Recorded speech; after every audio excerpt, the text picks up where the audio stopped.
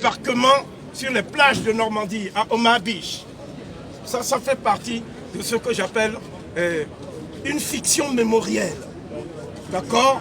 Ce ne sont pas eux. Ce sont les Russes qui ont même bombardé Dresde et qui sont entrés dans le bunker du Führer. Et les Africains qui ont libéré la France. Et la bataille décisive a eu lieu en plein désert de Libye. C'est ce qu'on appelle la bataille de Bir Hakeim, dont on ne parle jamais ici. Vous voyez? Dont on ne parlera pas au cours de toute la semaine de célébration de De Gaulle. Je termine en disant que, après vous pouvez poser les questions que vous voulez, je termine en disant que sur la place de la Concorde,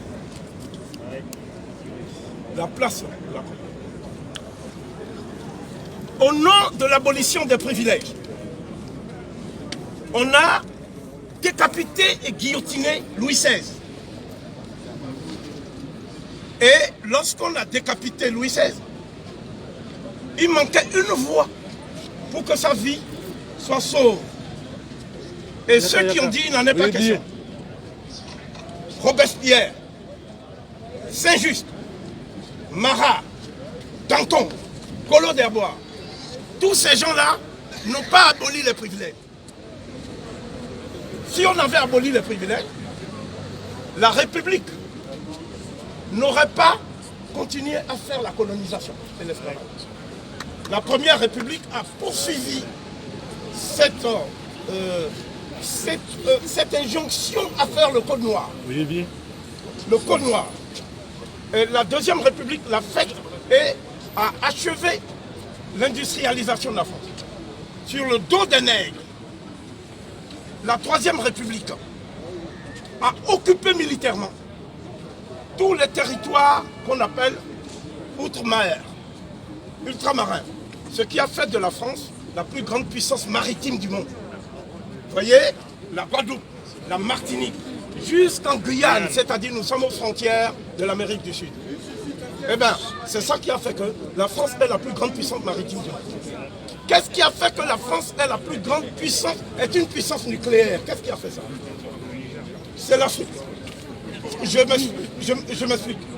Le général de Gaulle, comprenant à l'issue de cette guerre, cette fameuse guerre, dont je vais dire le dénouement absolument tragicomique, le dénouement est très simple.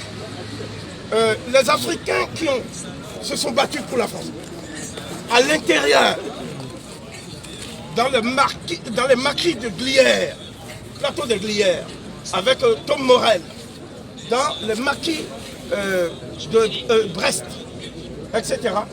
Ces Africains se sont retrouvés au moment où le peuple de France délivré voulait célébrer ses héros. Ils ont été arrêtés sur ordre du général de Gaulle, désarmés, déshabillés, pour qu'il n'y ait pas de noirs sur les Champs-Élysées au moment du défilé triomphal.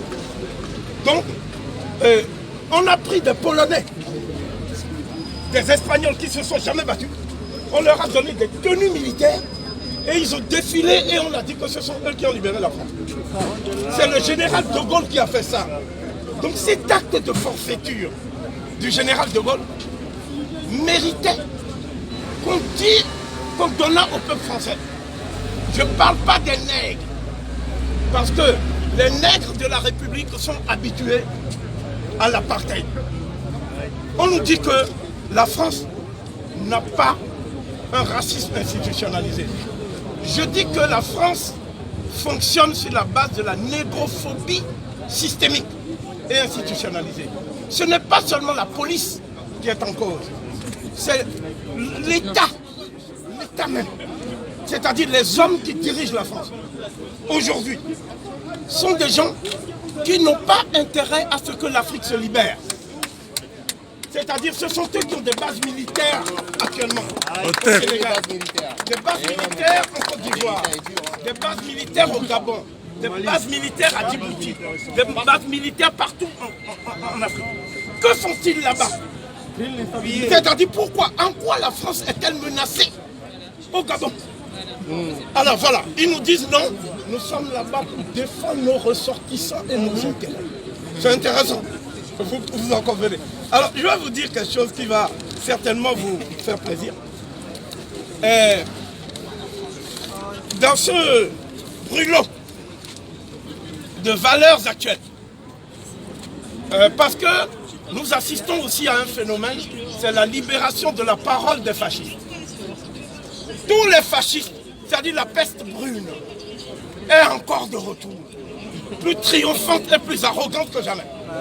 Et ici, on dit, ces racialistes qui veulent mettre la France à genoux. Ok? Alors moi, je vais dire quelque chose. Nous n'avons plus besoin de mettre la France à genoux. Le virus s'en est chargé.